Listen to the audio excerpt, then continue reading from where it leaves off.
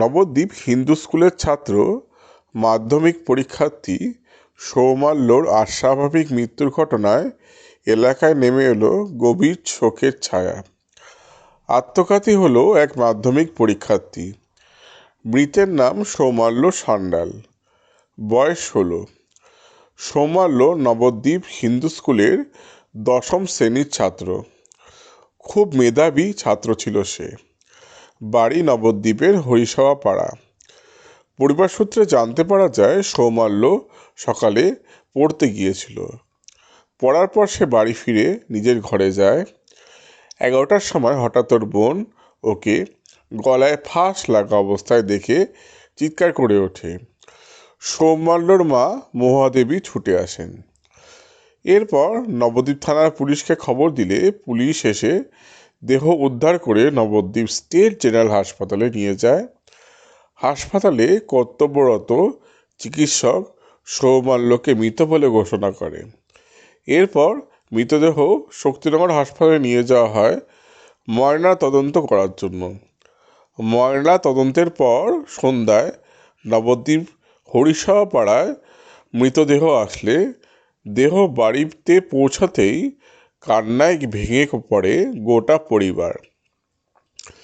ছেলের শোকে বারবার অজ্ঞান হয়ে যায় সৌমাল্যের মা।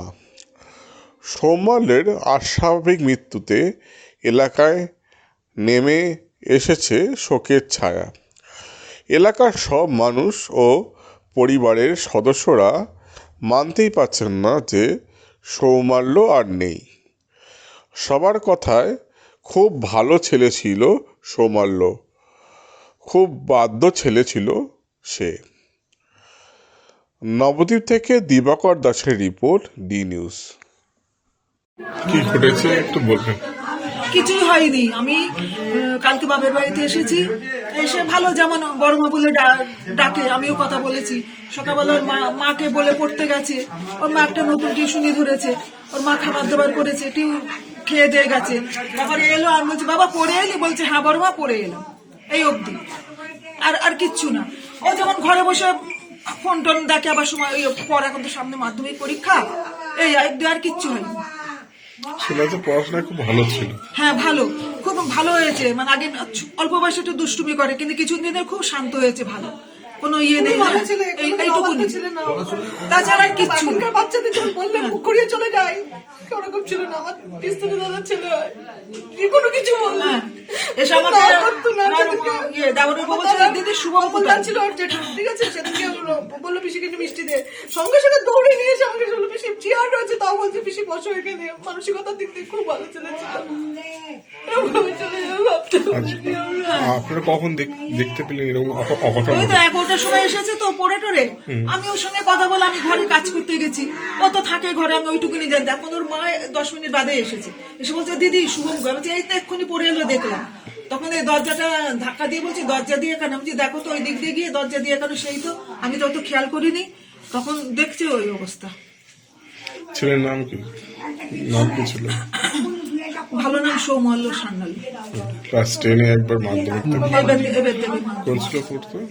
কোন স্কুলে? এই তো হিন্দি স্কুলে। আচ্ছা। আর এমনিতে মানে মা বাবার সাথে কোনো মানে না কিচ্ছু হয়নি। মানে মা বাবা খুব ভালোবাসতো? ভালোবাসতো। আচ্ছা। সবাইকে, মানে হ্যাঁ সবাই ভালোবাসতো, আমাদের সবাইকে সবাই ভালোবাসতাম। ও আমাদের সবাইকে, এমনকি আমাদের পাশে ওর মামার বাড়ি, মাম্মা দাদুর বাড়ি, আমরা পর্যন্ত ওদেরকে জীবন দিয়ে। আচ্ছা, আপনার নাম? আমার নাম অনিমা সান্যাল। কে হন? আমি ওর জেঠিমা হই। জেঠিমা। একই বাড়িতে রয়েছে? এই তো মা, ওই তো আমি ওর সঙ্গে কথা বলে আমি ঘরে গেছি। একই বাড়ি আমাদের।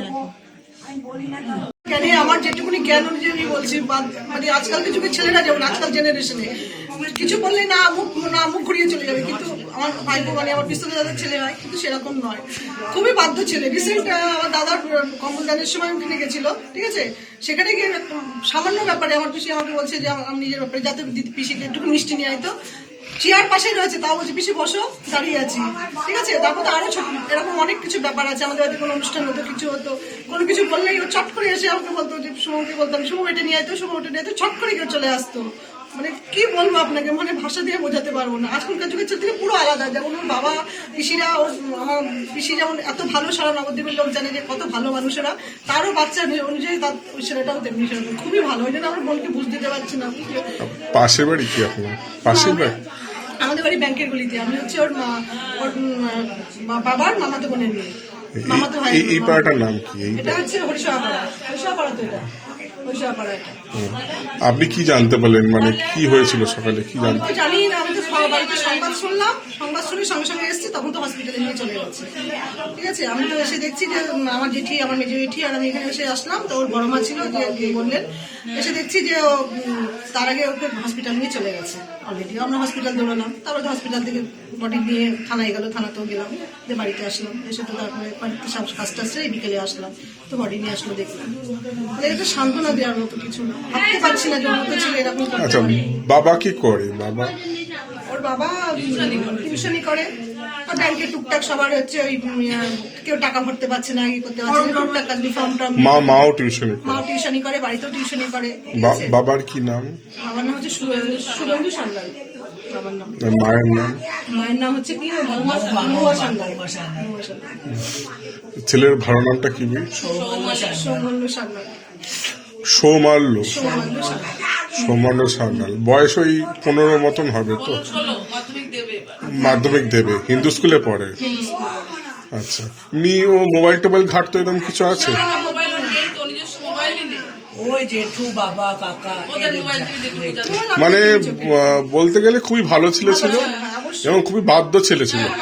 আমাদের বাড়ির ছেলে বলে বলছি না, খুবই ভালো ছেলে ছিল। বললাম না, এখনকার যুগের ছেলের মতো না, মুখ ঘুরিয়ে কোনো কথা বলে অবাধ্য, যে কথাটা শুনবে না তা না। যত কষ্ট হোক, না খেয়ে থাকলো তবু ওকে কিছু বললো দৌড়ে গিয়ে জিনিস নিয়ে চলে আসবে। এই ধরনের ছেলে ছিল, কোনো বাইরে নেই। একটা জামা যদি পরে থাকে, সেই জামাটাই পরে থাকবে, ওর কোনো কিছু ওর চাহিদা নেই। খুবই ভালো ছেলে ছিল। আপনার নাম?